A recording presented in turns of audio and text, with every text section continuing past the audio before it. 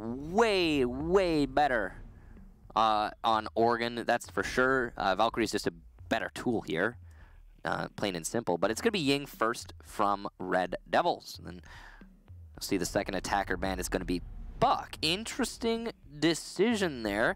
Now, Buck is going to be really useful, or would be really useful, on attacking that top floor. If you come in from below, you can open up a lot of the floor. But usually the defenders will actually open that for the attacker, so you don't really need Buck per se.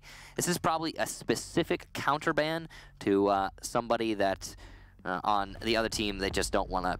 They don't want to deal with their Buck play. It's going to be Valkyrie and Smoke. So as you predicted, the Queen of Cameras gone. That's so much information no longer going to be gathered by the defending team, either one.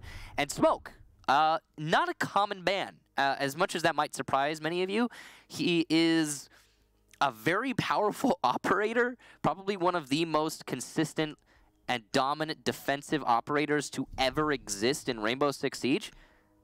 But he doesn't get banned very much because, well, for various reasons. First of all, while he's universally useful, he's not specifically useful on many sites, as he is on the defensive basement on this map, which is probably why he was banned. But second of all, a lot of teams really need him as an operator. I mean, it's not something that you want to get rid of, no matter how good your opponents are using him, because you want to bring him too.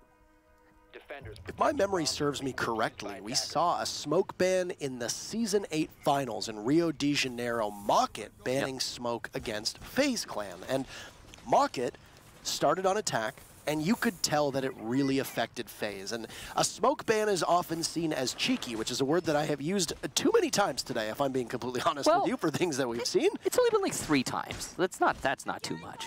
I mean, variety is the spice of life. It's absolutely. Do you not disagree with I believe that is a cliche. Yes, which means everybody loves when you say them. So you're doubling down here. Essentially, at this point. So yes.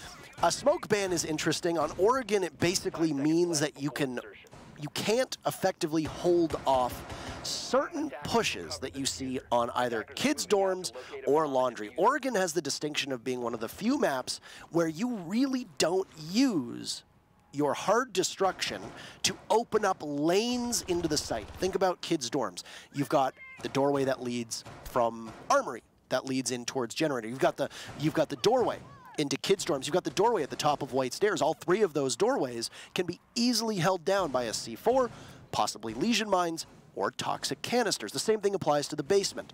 Those main stairs, possibly dropping through the hatches. The back doorways that lead into supply room. They're double doors, but both of them can be held off with a toxic canister. Smoke is incredibly strong on this map, and it's interesting to see him get removed in conjunction with Valkyrie, Buck, and Ying.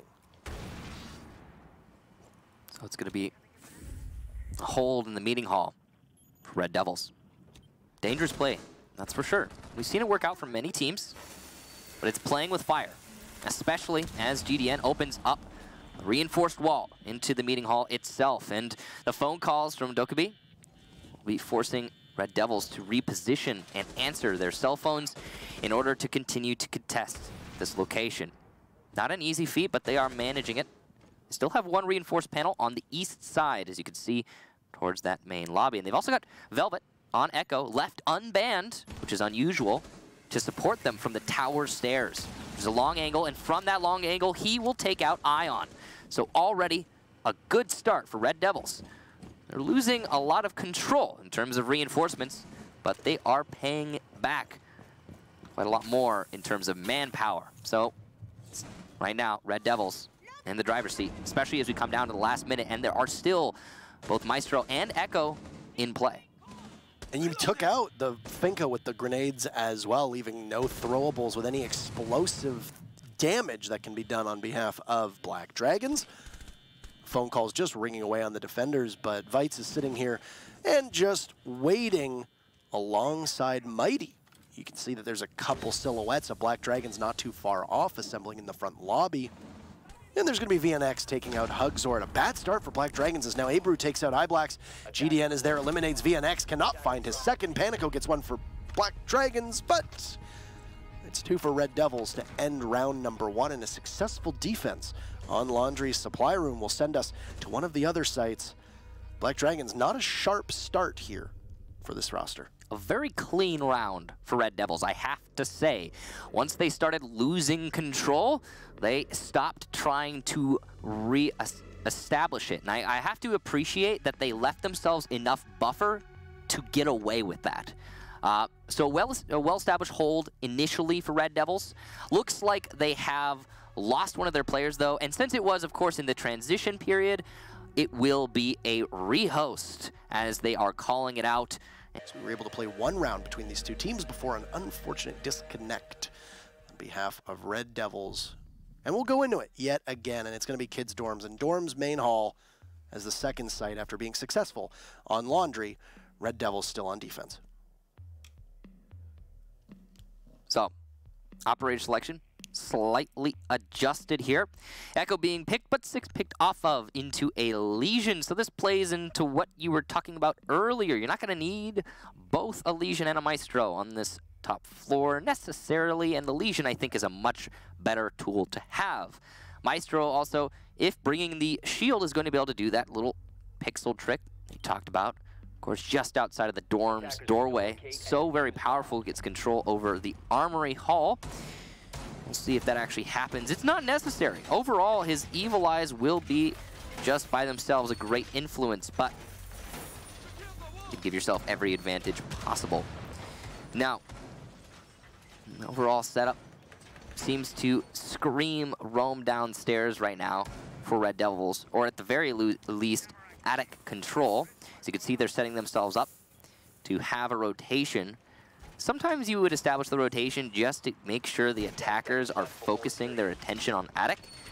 If you leave that wall reinforced, then they know that they can simply clear into Master, and they don't need to check attic because, hey, yeah, it's reinforced. No problem. The overall setup, though, from Red Devils is very loose. I like the way they're doing the mirror window in conjunction with the attic being open, because that actually has a direct line of sight onto the attic entrance. I was gonna say, it looked like maybe that was just me seeing from the wrong perspective, but it actually looked like they'd opened up quite a bit of the hatch so they could shoot through it inside of meeting. The one in attic. No, it was reinforced, but I think they opened up around it, maybe? It was very strange. It might have just been something that I saw incorrectly, but it looks like it might just be debris. But it definitely looks like there's something going on that hatch. I'm not certain what it is, but it did look reinforced. We'll find out, I guess. Could have just been a graphical glitch that we're misseeing here. But yes, this attic rotate, it's going to allow a lot of freedom here for Red Devils to be able to get in and around the site. But the bigger problem is that Vitz, who's playing as the Jaeger, who shot about half of his magazine all the way down through the attic towards the Master side of things, where 2 members of Black Dragons are, he could possibly get pinched out here if Black Dragons does something they didn't do in round number 1, which is assess and establish control of tower. Master Closet Wall now being opened gives Black Dragons the lane they need to push the site and get the defuse down. But it's not all in their favor as of yet. Red Devils have done a masterful job of avoiding death thus far, playing away from all of the potential hot zones that Black Dragons are trying to lure the defenders into. And Mighty has managed to work his way to Junk Tower as well. Good potential flank on anyone playing the West Window, but he's being droned out. His position given away is unfortunate for him.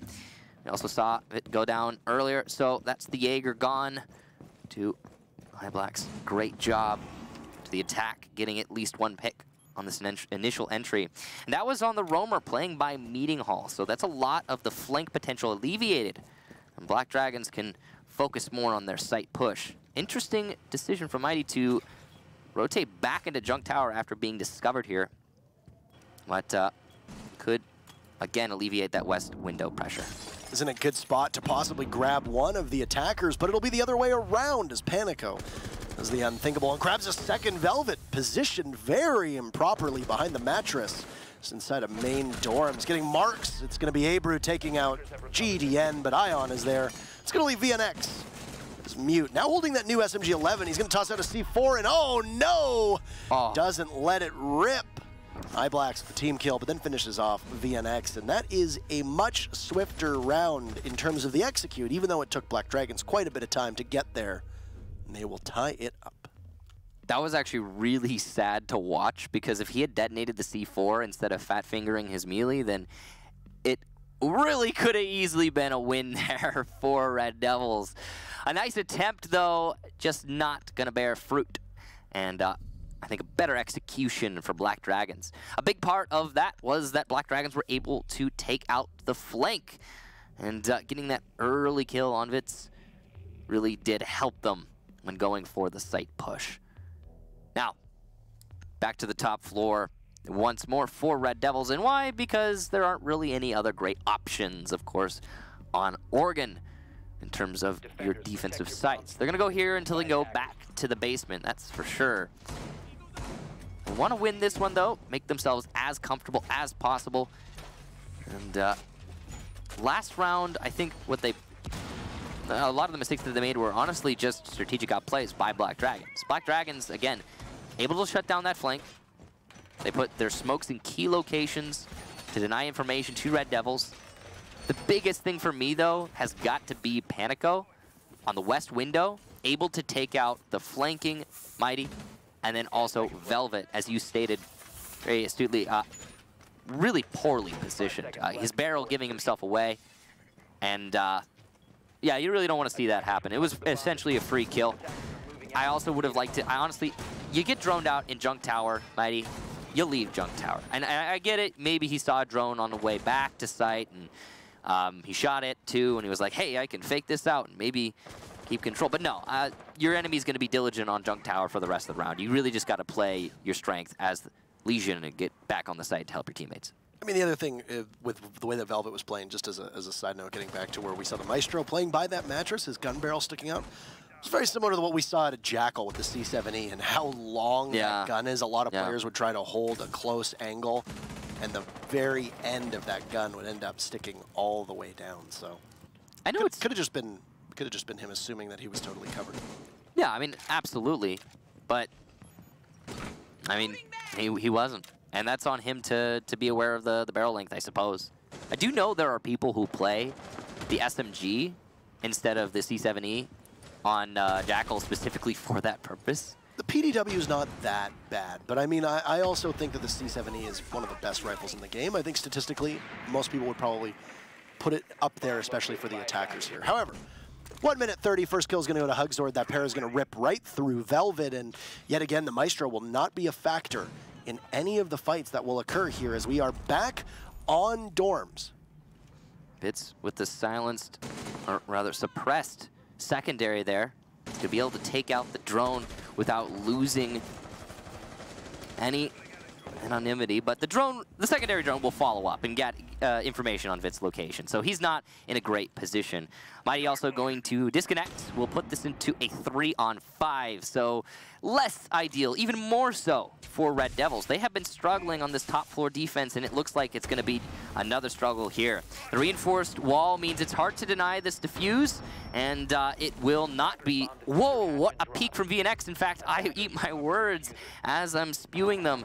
Red Devils able to deny the initial defuse, but the frags are mounting for Black Dragons, and they have a distinct advantage. Thanks to the early picks, iBlacks will get the final kill, and Black Dragons take another round attacking the top floor. Mighty having some unfortunate connectivity issues on his end, and now for the second time has unfortunately had to leave the lobby at some point. I'm imagining a crash potentially as it'll come back to... Well, we're going to head in, and it looks like it's going to be laundry room and supply room for Red Devils for the 4th round. Unsurprising, given their success here the first time they defended it. Now, of course, the question, can they really replicate it? Because we did see Black Dragons stumble quite significantly on their first attempt attacking the bottom floor. And you gotta imagine, Black Dragons with their pedigree are going to be capable of adjusting the strategy, given their lack of success in their previous attempt. Now, if they're able to adjust, that would be the thing that Red Devils was not capable of when defending the top floor. And that will be, of course, again, that experience shining through for Black Dragons that will very likely, in the long run, get them the win. But it's still a question. We won't know until this round has concluded. So, overall, operator selection, very similar for Red Devils, and in fact, I believe the same. And it's going to be an excellent lineup, all things considered here, for defending the bottom floor. A big part of it, again, going to be those two off-site roamers, Mighty and Velvet. They will be able to indirectly deny the defuse from Meeting Hall and Tower. So what we need to see here from Black Dragons, you brought this up, and it's absolutely true, is a clear of Tower. And it looks like, based on their spawn alone, that is exactly what Black Dragons intend to give us. If they're able to clear out Tower, it will throw a wrench in the plans for Red Devils and make their defense that much harder. A lot of action here just in terms of gunshots as you hear C75 of iBlacks going off, you hear the carbine going off, you hear Mighty's Bailiff go off as well.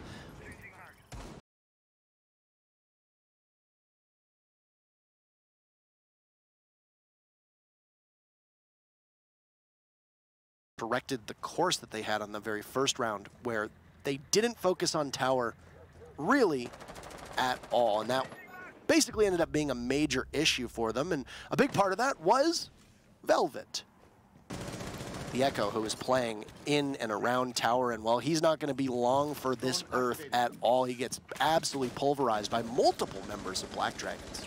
And this is exactly what we were discussing earlier.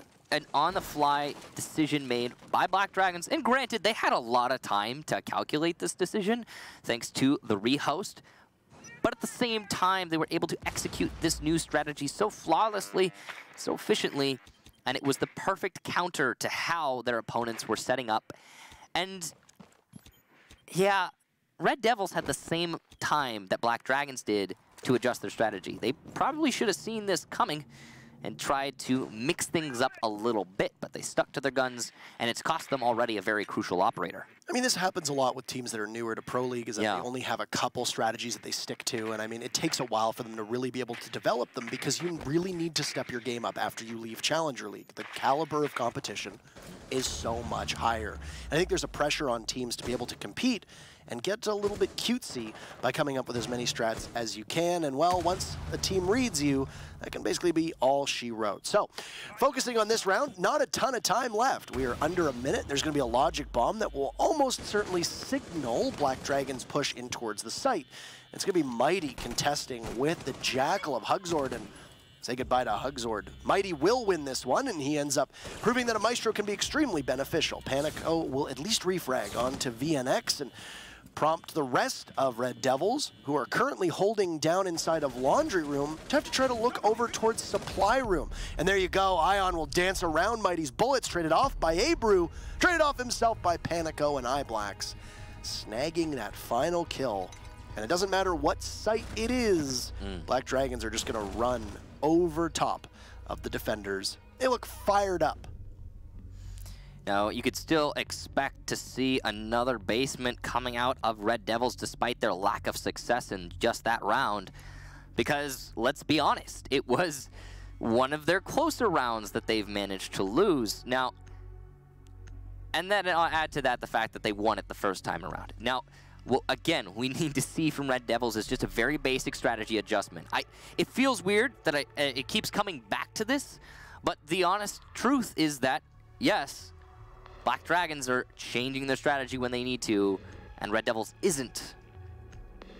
I wonder if they will here. Now, one thing that does give me hope is that they have six-picked into a dog off of an Echo.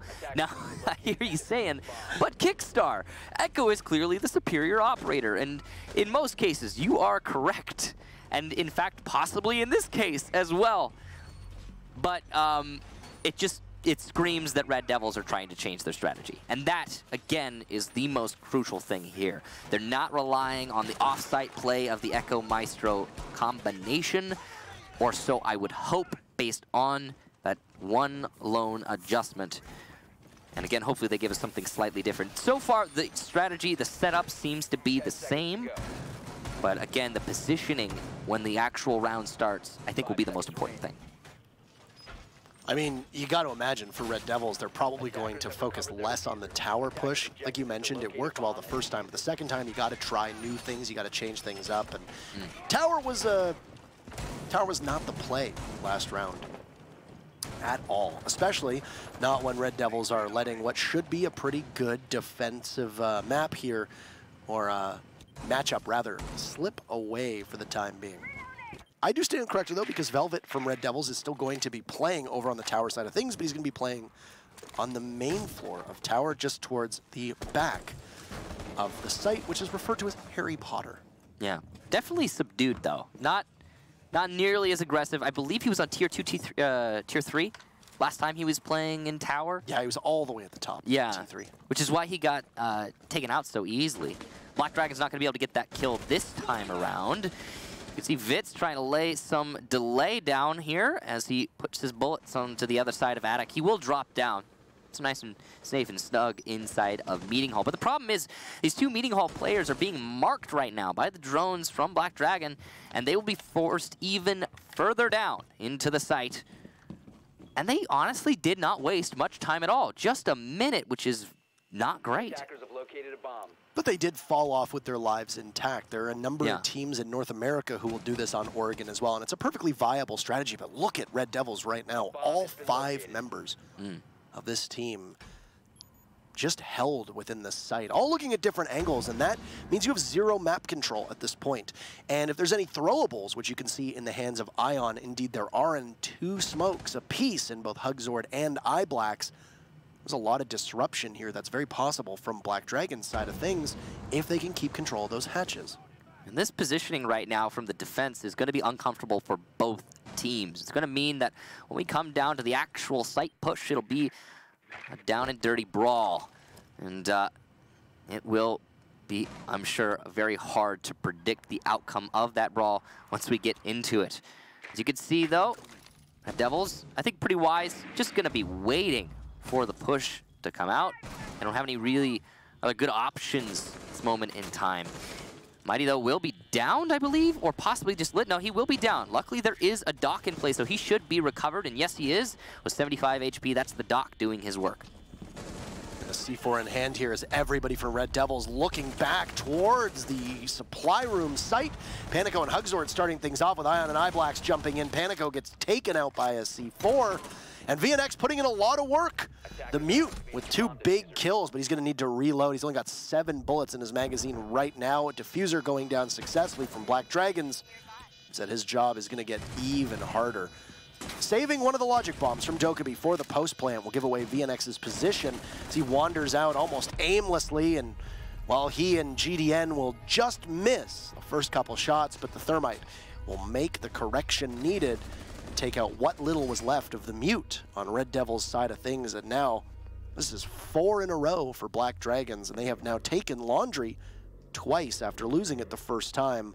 Troubling times for Red Devils. It looked so good for the newcomers early in this match, but since that first round, they really have struggled. Black Dragons always having an answer for the Red Devils set up. This could change as we take a transition here, coming close to the end of the first half, but Red Devils is very likely going to need to recover this last round of the first half if they want any chance of bringing it back in the second. They'll be going to the basement for the 3rd time in a row, the 4th time total as their final defense. They have brought a very similar, in fact, the same as most of their defenses set up. They brought the Echo, so no more Doc. 1 change from the last round, but again, it's a change back to the familiar, as this is the setup that they were bringing in previous rounds. So, might not be ideal for Red Devils.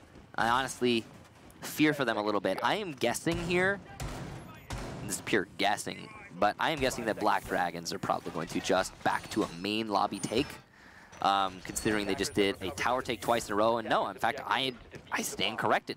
They are so sure in their ability to take from the tower, they will be committing to it once more.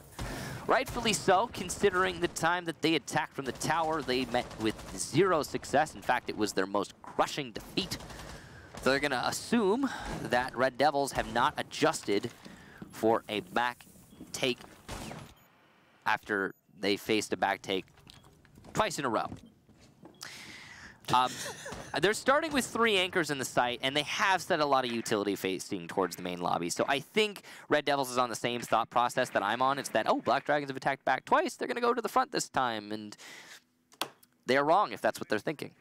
I mean, yeah, Black Dragons looks like they're just going to do the same thing. I mean, some teams will decide to switch it up because I think they realize that, hey, we can't get away with this a 3rd time. But if you're confident in your abilities, which honestly, yeah, Black Dragons should be with the last 2 times that they've attacked this laundry supply defense of RDevilS, Black Dragons should be in a position where they can get away with this a 3rd time. You know, I'm not saying that they're not going to get away with it, to be honest, and I agree with you. I think based on how they've been performing, I wouldn't be surprised if they take this round. I just, you know, it's just a little bit of dancing in terms of the strategy decision-making from both teams. Thermite there going to open up the drop down into box, and that's a good avenue to drop. It's probably the safest one, all things considered, on this bottom floor. It will be easily held, though, from the position that the defenders are playing right this minute. The same position that we're going to see Hugzord playing, and we saw the Jackal down here last time around. It's going to be a Capitao now for Black Dragons playing on the back stairs, just watching, eagerly waiting for somebody to tempt him and possibly give a little bit of a test of his reflexes. Still a minute to go, and you can see Velvet is repositioning that Yokai drone towards the back where the Mira of Abru is also playing. So RDevilS is now anticipating this back tower push. Yeah, but you can see Nine Blacks with some great information here at the bottom of main lobby stairs, or laundry stairs. He's not going to seize the opportunity that's available to him just yet. He's waiting for a better time, better moment. Hugzord will get the first kill. A poorly placed Firebolt, though, is going to delay the push just ever so slightly. Luckily for the attacking team, they have time, though, and they will get another entry frag, and another as iBlacks from behind finally gets Vitz.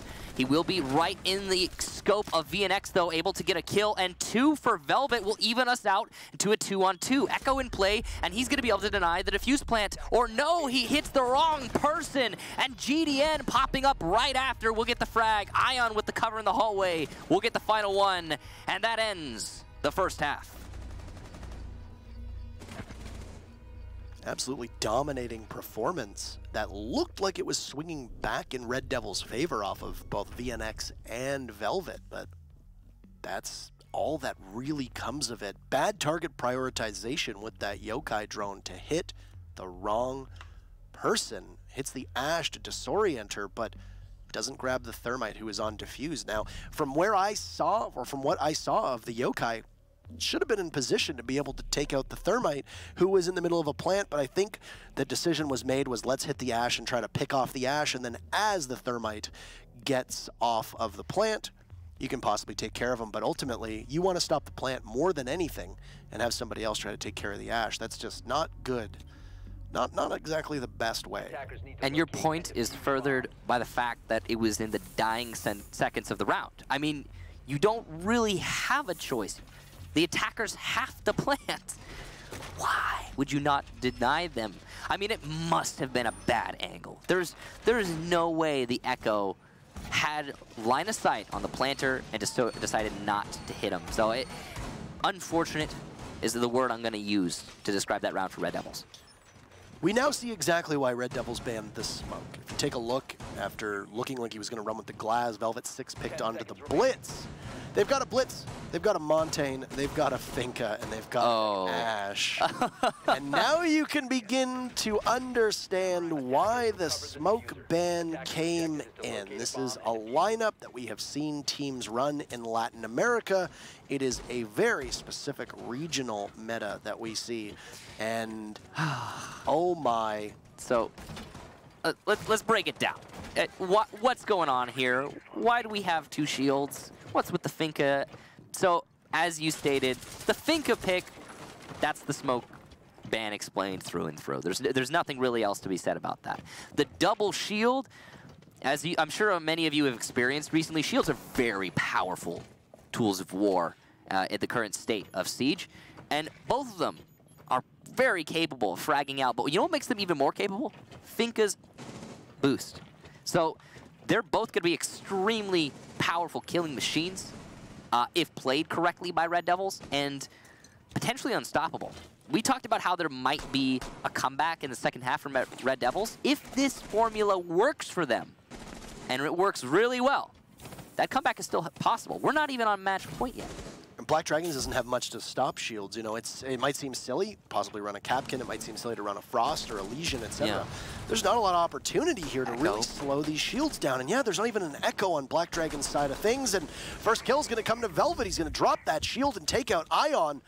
All the way at the back of the stage will be the Doc, losing his life, and some credit being paid there to his adversary as Ion from the Afterlife saying a nice shot.